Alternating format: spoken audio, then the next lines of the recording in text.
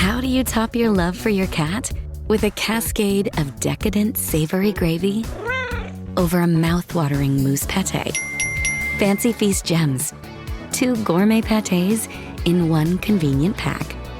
Simply peel and plate to reveal a pyramid shape that makes eating delightful and pamper her with an experience as extraordinary as she is. Turn the everyday into the extraordinary with Fancy Feast gems. The omnibus bill defining the Trump administration's priorities has become law despite both our U.S. senators voting against it. Supporters call it the big, beautiful bill. Detractors have, let's say, more colorful, less glowing names for it. But for now, it looks like we all have to get used to it.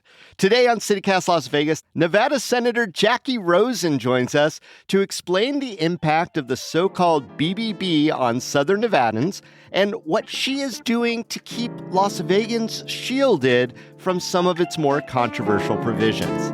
It's Wednesday, July 23rd. I'm Dayvid Figler, and here's what Las Vegas is talking about.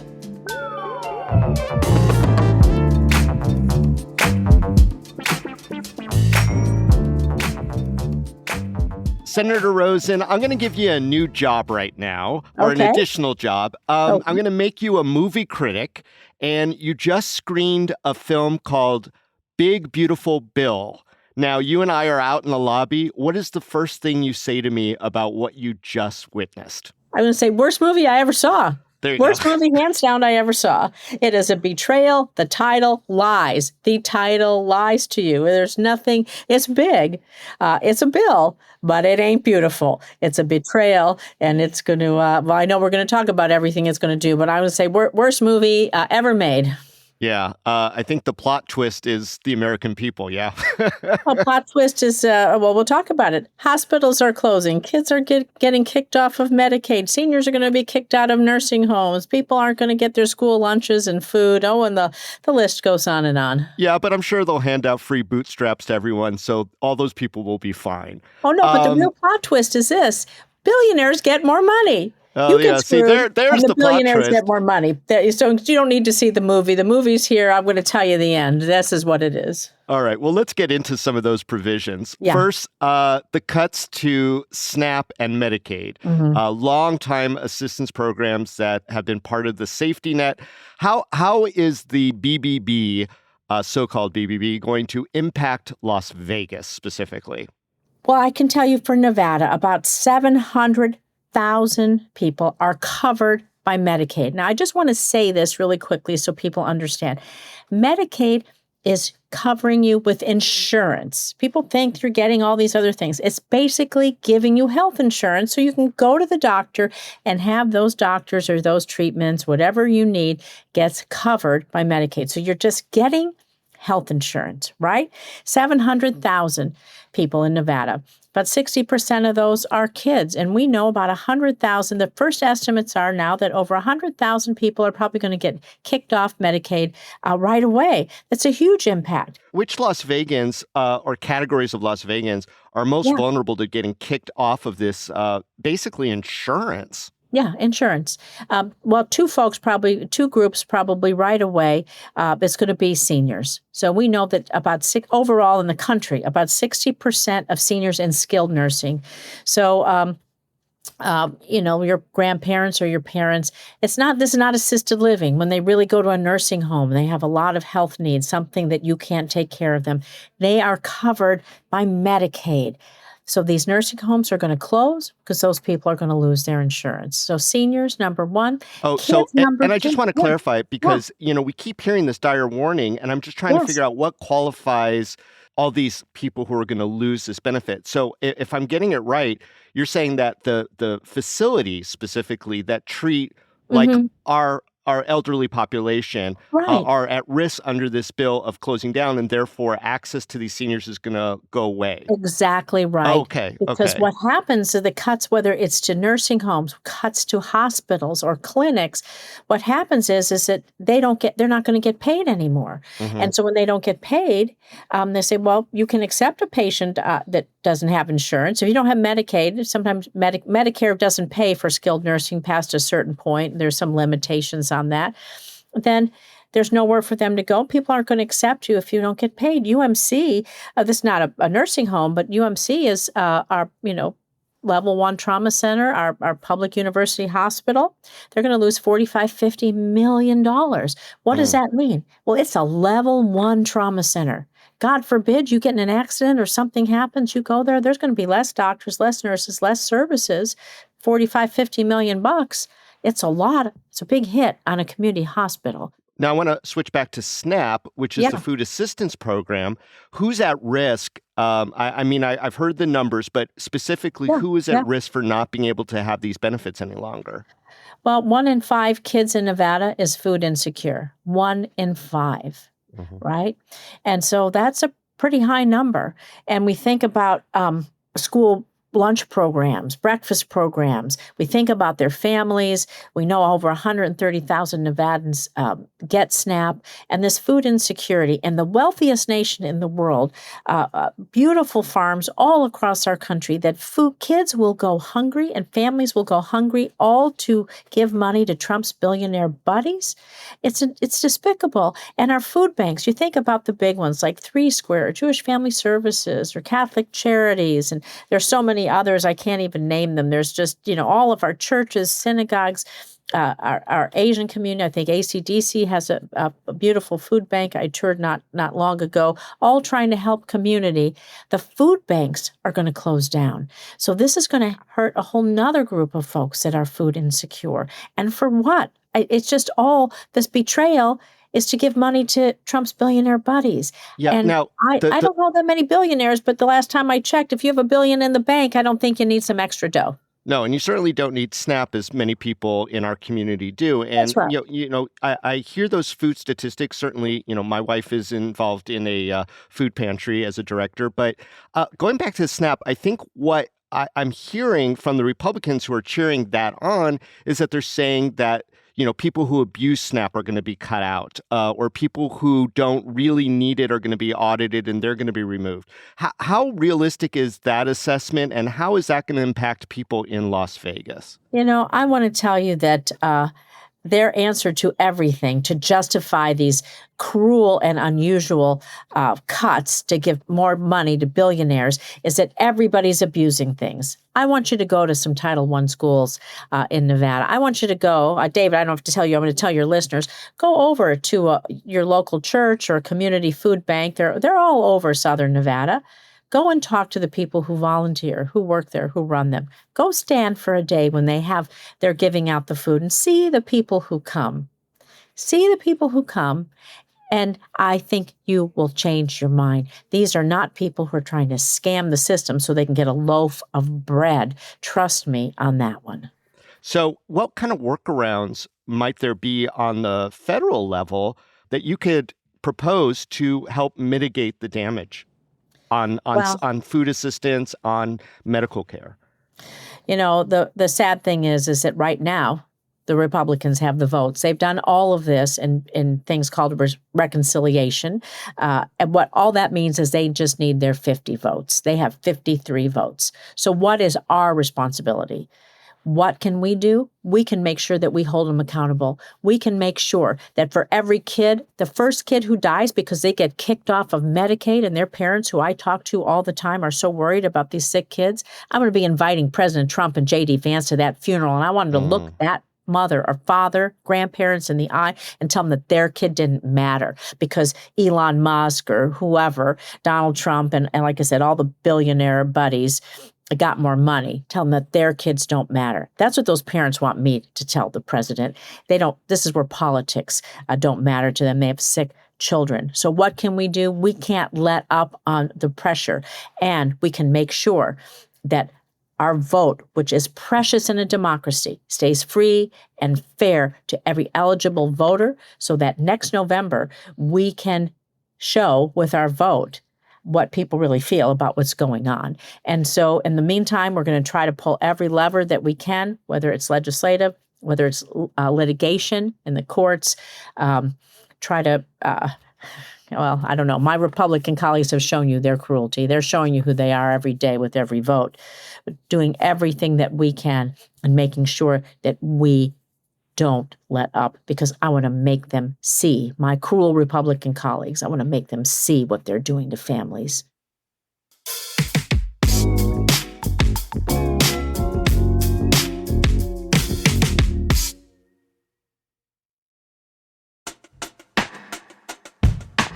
You know how sometimes you just want to try something new, something local, special, maybe even a little inspiring?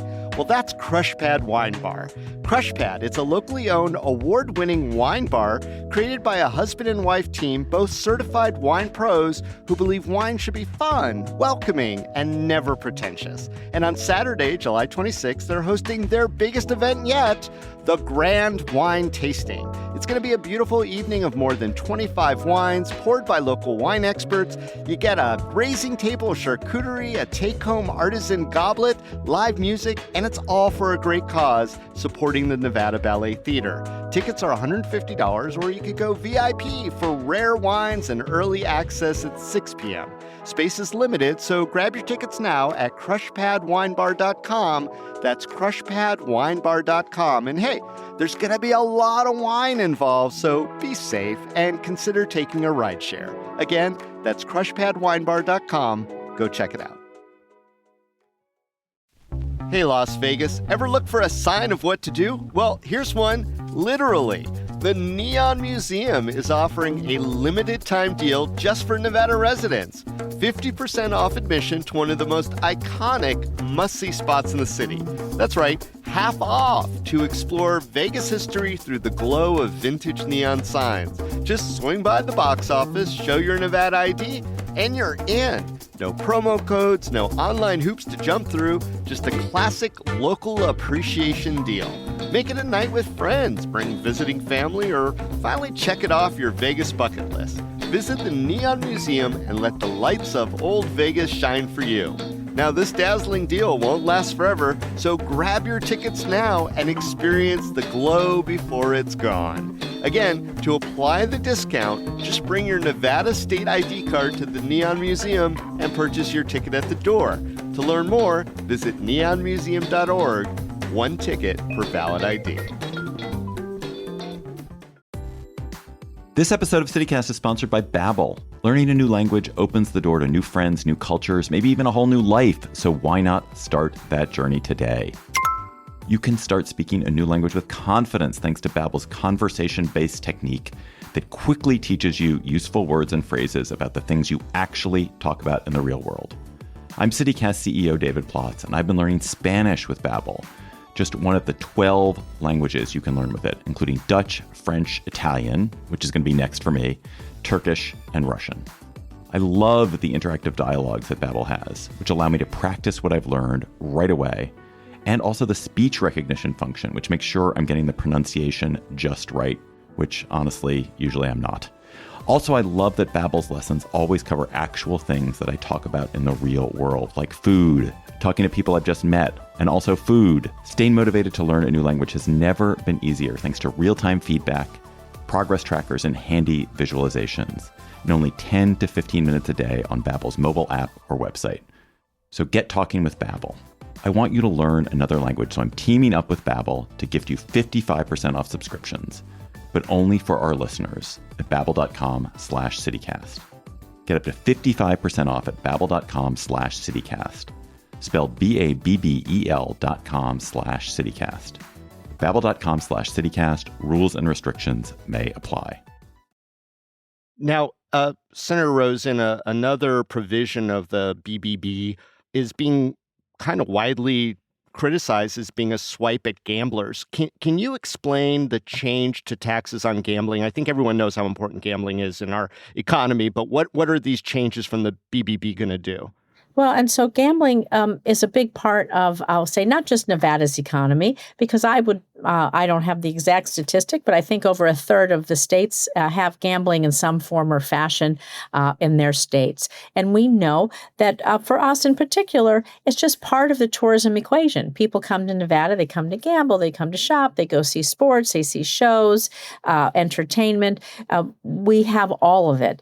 And gambling is really important. And what they've changed is that if you win money now, you're going to pay taxes on your winnings. You're going to pay taxes on your winnings. Now, before, if you won money and then you lost money, you could balance that out and you wouldn't pay taxes. But now you're going to pay taxes on what you win. So this doesn't only hurt Nevada. This hurts everyone, and it will hurt the people who just come to enjoy Las Vegas. Maybe they come hit a jackpot, and they're going to have to pay tax on that. It's going to hurt our gambling industry all across the nation. And I will tell you that this wasn't in the bill. Senator Cortez Masto and we put it on the floor for what they call unanimous consent. And Todd Young, Republican from Indiana, blocked this bill. Republicans know it's bad. They don't care. And a senator from Indiana blocked it because he wanted something special for Notre Dame, the university in Indiana. So he thought he would tie it to our taxes on gambling. Yeah. Just the politics as usual. I mean, you do have a lot of people who are saying, we're not going to gamble in America. We're going to take our sports betting to foreign countries, et cetera, bet offshore and stuff like that because they don't like this new structure. And I know that your colleague, Senator Cortez Masto, did attempt to rectify this on the Senate with one of her bills, and that stalled out. I also know that Representative Dina Titus is trying to accomplish the same with the Fair Bet Act over on the House side. Are you working with Representative Titus? I mean, is this a fight that you're going to continue, and are you going to be collaborating with her? Of course, we have different ways to pull the levers between the House and the Senate. So we tried it in the Senate. She's trying it in the House. We're going to continue to look at every single option we can. And I think the House may be, has publicly reported that it may be going out of session until after Labor Day. So we're going to continue our fight probably in the Senate. But we'll look at every option for the no tax on the gambling winnings, just like we did with no tax on tips and some of the other things that are in there. We're not going to let up. Yeah. Now, are just Dems fighting this on the gambling structuring tax change, or are there some Republicans who are lending support? Senator Cruz was a co-sponsor on the gambling tax. I think Catherine's is called. We have the Fair Bet and the Full House, right? So I think Senator Cortez Masto, we have the Full House. And you politicians and your acronyms. Yes. It is, I think it's the fun of everybody who works on the Hill to kind of come up with a creative name. And I want that job, quite frankly. I don't want to do anything else. I just want to come up with the cool... Come on to Washington. All right.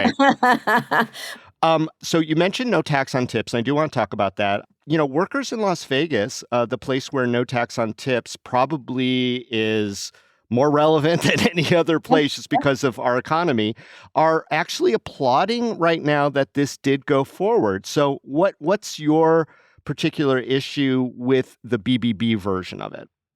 Well, the BBB version didn't address some of the regulations, we believe, and we're hoping to work with Treasury, Department of Labor to define exactly those guardrails of who would be eligible for this, be sure that we have salary caps that make sense. And like I said, put in general guardrails. Why does that matter? Because we don't want someone like Elon Musk to say, oh, my entire salary is a tip.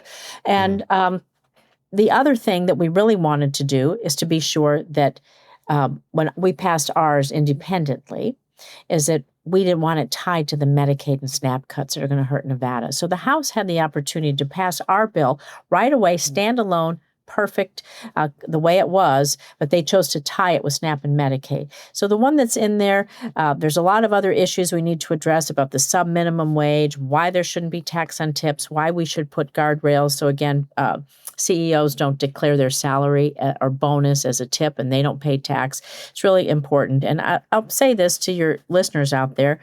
When I was a younger woman, I'll say, I put myself through college, as you know, as a waitress.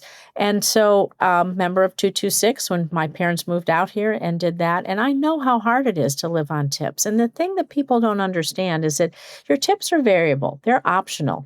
You work breakfast and you're working in that coffee shop and you're getting the 99-cent breakfast and you have a few people. Maybe your bill is 10, 12, $15.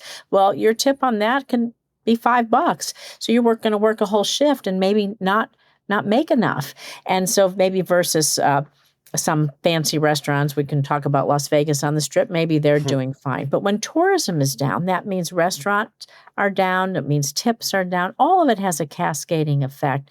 And I want to be sure that servers in Nevada, we're lucky enough to have a strong culinary union, at least for our workers on the Strip and so many others that fight for that good wage and benefits and all of those things. But the average salary or average hourly wage for a server is probably, I think, nationwide between $2 and $3. And so you don't know what your tips will be from day to day. How can you plan for your future? And so you need to keep that money in your pocket. You don't have a guaranteed salary. Now, another criticism that I've heard of this version of no tax on tips is that there are some machinations of how it's declared and also limits. So I think there are some guardrails, but maybe they're not the kind of guardrails that a lot of the workers here understand. Do you have a good sense? I mean, it's such a big, dense bill. Yeah. Do we know how those no tax on tips are going to work? And is there a cap or a limit for our workers here? What we're doing now is we're working with Department of Labor and Department of Treasury. We've actually put in a few phone calls with them as they will put out what they call the rules and regulations on this as they go to implement the bill. And so we're trying to be sure that we get that right with them as best we can. We're working in that in a bipartisan way. Of course, Senator Cruz, again, is a good partner with us in the Senate for that. And we're going to continue to make sure that we make that as good as we can. And honestly, what I'll say is we should have just passed our bill from the Senate, which came out unanimously, and we could have avoided a lot of this. So is that bill then the one you referred to, the 100-0 bill that came out of the Senate? Is that dead? Yes. My bill was a 100-0 bill, yeah. Yeah, and it's dead. Well, the Senate, the House could still pass it. It's over there. It's a different bill, but they're not going to, they put a different version of no tax on tips into their reconciliation package. Oh, I see. So from the House perspective, it's probably moot, and it's unlikely that it would be taken back up again. Yeah, they took language from another bill. What happens, you won't see our bill names. They just take the language from our bills and incorporate it. So the bill names kind of go away, even though we still refer to it. But yeah, that's what they did. They took an inferior version, put it in there, and ignored our unanimously passed no tax on tips in the Senate. Okay. Well, inferior version or not, I will say this, that it was promised that no tax on tips would be part of it. And a lot of people said, we don't know that he's really going to do that, meaning Trump. And it did happen to some degree, inferior you call it. But can you give any credit to Trump for actually coming up with this very popular idea in Nevada and implementing something? Yeah, I'm one of the most bipartisan, effective independent senators. I'll give credit where credit is due. I think it was a good idea whose time has come. But what we did, it comes with the loss of Medicaid and SNAP. It comes with so many cruel things that are in this big betrayal bill that you're going to see when it comes to hospitals closing, food insecurity, people losing their insurance coverage. We can talk about there's things that'll be going on with our veterans, with our suicide hotlines, with all kinds of grants and funding and all of the terrible things, not just in this bill, but what DOGE and so many other things that are happening in the government is they're defunding things that Nevadans rely on every single day. And so I can give credit for that, but that doesn't balance out the cruelty that is going on here in the Republican Party. And so I'm always going to look for agreement when it comes to Nevadans, but I'm not going to hurt Nevadans. I know you're a person who always looks for the silver lining. Is there anything that you like in the BBB? I would say not so much, because overall, when I think about, well, I guess I'm just going to say this. What's the most important thing? I'll say this, and my dad used to say, if you don't have your health, you don't have anything. And so when I think about what happens to health care, for hospitals, for Medicaid recipients, for our kids, all of those things, I'll tell you get a bad diagnosis that changes your life like this. Someone says your kid has cancer, you have a mole, or you have a tumor, any of those things, and you will do anything to either save the person you love or get healthy yourself. And so when I think about what this bill does, and then coupled with the elimination of cancer research and Alzheimer's research, all of those other things, nobody voted to get rid of the research that saves the people's lives that we love. So let me ask you, just from a practical standpoint, Senator, what can be done to support Las Vegans and their efforts to deal with the implications of this bill, as you've described, in the coming months and even years? Well, we have a few things and I'll talk about it at the big level. So at our level, and I can talk about the individual level. So at the big level, we don't have the votes. Elections have consequences, and this is what happens. And so you have to think about, when you use your vote, how it's going to be implemented, the practices and policies overall. And this is one of the reasons I'm happy to come on your show, and I'm so glad that you're here talking to people every day, because we can't let up. We have to show the public, let everyone know, not that what's happening maybe to themselves, but to people who don't know someone. Look, my brother was on Medicaid. He got leukemia. He couldn't work as an independent insurance agent. I know you know this. He had to go on Medicaid. Sadly, he's no longer with us. So there are a lot of people who use this, whether you know them or not, with families all across this country. We have to be sure that we make our Republican colleagues see the cruelty that they're doing.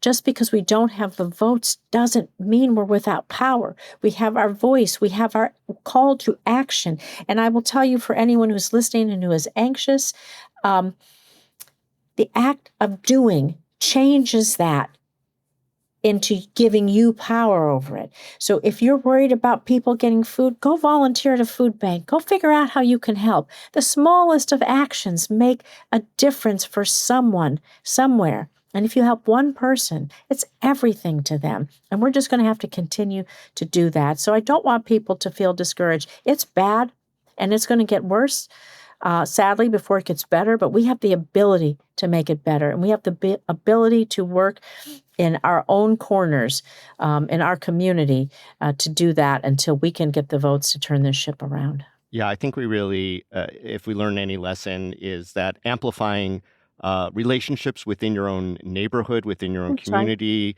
putting a spotlight on the stories, because maybe there are some ways, and I know that you're going to be vigilant, if there are backdoor ways to empower and embolden the citizens to help each other, directly without the federal government, to the extent, that it's starting to fall on us, Well, I think this is where I think if you think at maybe you can't help everyone, but maybe you have a neighbor in need and you can help bring them dinner once a week, right? Just like sometimes when someone's sick and you say, oh my gosh, they've been sick, they've been in the hospital, we'll send over some meals. Whatever those things are, no matter whether it's one meal for a family, or you can do something as large as, you have a huge following, letting people know that every action makes a difference, and it creates positive change. And whatever level you can do that, I think that we're called to do that. And I feel very strongly about that. I'm going to do my part on every level. I know that you are, and I know that your listeners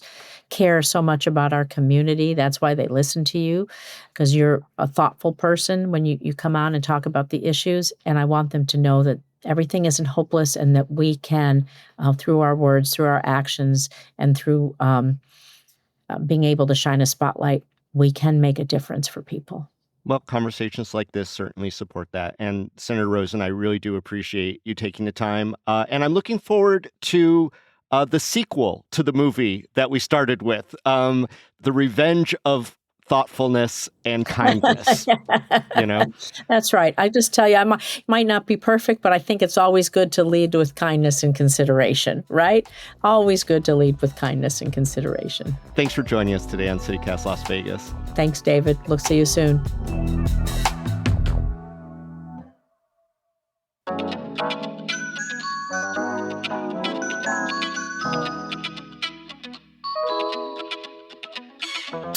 That's all for today here on CityCast Las Vegas. If you enjoyed the show, why not tell a friend? You could also rate the show, leave us a review, and subscribe to our morning newsletter. And don't forget, you can support this show and get great perks by becoming a CityCast neighbor at membership.citycast.fm. We'll be back tomorrow morning with more news from around the city. Till then, stay lucky.